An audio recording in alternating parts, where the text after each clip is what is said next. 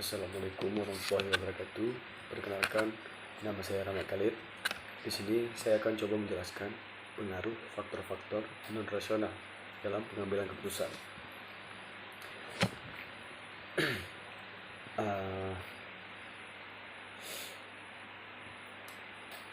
Efektif tidaknya proses pengambilan keputusan sangat sering bergantung pada faktor-faktor yang bersifat non-rasional. Secara ilmiah sulit untuk dijelaskan, akan tetapi yang peranan cukup dominan dalam proses pengambilan keputusan, yaitu ada A. Kepribadian. Berbagai penelitian para ahli menunjukkan bahwa di kalangan para manajer masih sering terjadi penekanan perasaan dan reaksi terhadap suatu yang dihadapi.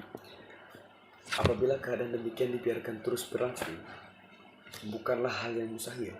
Maka daripada itu, para manajer secara tidak langsung telah menumbuhkan sikap tidak peduli dan frustasi yang pada gilirannya akan menyebabkan terjadinya konflik antara manajer yang bersangkutan dengan bawahan pada organisasi di mana manajer tersebut bekerja.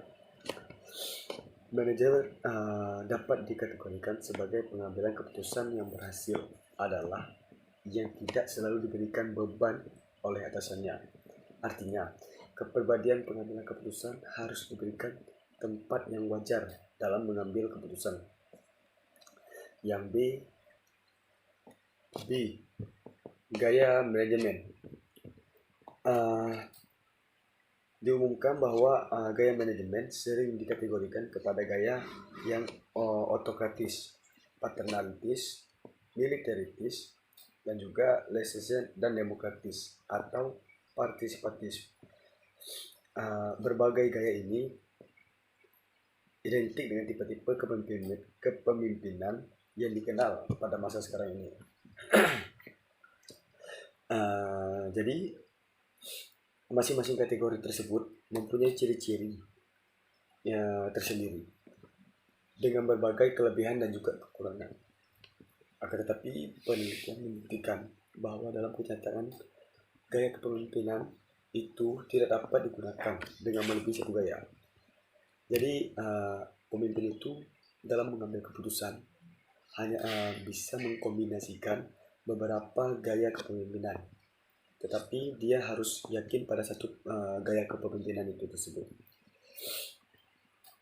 Karena itu salah satu cara mengkaji gaya manajer seorang ialah dengan mempelajari bagaimana orang tersebut mengorganisasikan data dan informasi yang diterimanya dari berbagai sumber, dan sejauh mana data dan informasi tersebut dapat dimanfaatkan dalam pengambilan keputusan tersebut. Terlihat bahwa seseorang manajer adalah seorang yang mampu menggabungkan pendekatan yang rasional dan logis dengan pendekatan yang intuitif. Maksud intuitif ini adalah pergerakan dari diri dia sendiri. Suatu pendekatan dapat dikatakan merupakan pendekatan rasional dan juga sistematis seorang manajer. Ialah melihat pengambilan keputusan sebagai suatu proses dan bukan tindakan sekali jadi. Yang kedua, menyadari pentingnya model, teknik, dan metode pengambilan keputusan. Yang ketiga, membenarkan jalan keluar yang ditempuh berdasarkan metode yang dipilih. Yang keempat, ada mendefinisikan kendala-kendala pada permulaan proses pengambilan keputusan berlangsung. Yang kelima, menjatuhkan pilihan atas satu alternatif tertentu dengan cepat. Yang keenam, terus berusaha memperjelaskan situasi problematik yang dihadapi. Yang ketujuh, terus berusaha mencari informasi baru. Yang kedelapan, menuntaskan tindakan yang telah mulai diambil. Sebaliknya, seorang manajer yang menggunakan pendekatan yang intuitif akan selalu memperhatikan keseluruhan situasi problematik yang dihadapinya, terus-menerus mempertajam rumusan permasalahan yang dihadapi dalam pikirannya, dan membenarkan keputusan yang diambilnya berdasarkan hasil akhir yang dicapai. dan juga mempertimbangkan berbagai alternatif dan pilihannya secara serentak. Bergerak dari satu langkah dalam proses analisis ke langkah yang lain dan kembali lagi ke langkah semula. Dan mengabaikan berbagai alternatif dengan cepat.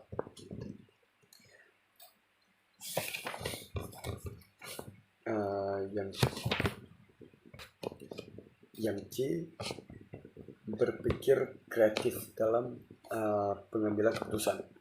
Banyak yang dimiliki oleh manajer dapat menunjukkan bahwasanya efektivitas sebagai pengambil keputusan tergantung pada kemampuan menggabungkan pendekatan ilmiah yang pada dasarnya merupakan pendekatan rasional dan logis dengan pendekatan kreatif yang didasarkan perasaan dan juga pengalaman dari seseorang tersebut. Kenyataannya apabila seseorang yang ingin meningkatkan kreativitasnya dalam pengambilan keputusan harus berkewajiban meningkatkan kemampuannya untuk berpikir secara kreatif. Apabila dia tidak memiliki kreativitas dalam berpikirnya, maka tidak bisa dibilang bahwasanya dia mengambil keputusan dengan cara kreatif. Di teknik-teknik berpikir kreatif, perkembangan dalam dunia manajemen menunjukkan bahwa berbagai teknik berpikir kreatif telah banyak dikembangkan.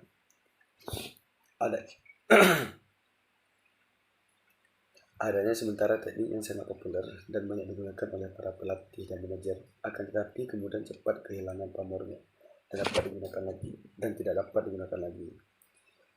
Sebaliknya, terdapat berbagai teknik yang mampu bertahan dan banyak digunakan hingga sampai saat ini, yaitu ada 9 metode, di mana dari 9 itu ialah brainstorming, cymatics, asosiasi bebas, buku catatan kolektif, checklist, penyusunan daftar kriteria, berangan-angan secara kreatif, analisa, morfologis, dan 9 metode Edison.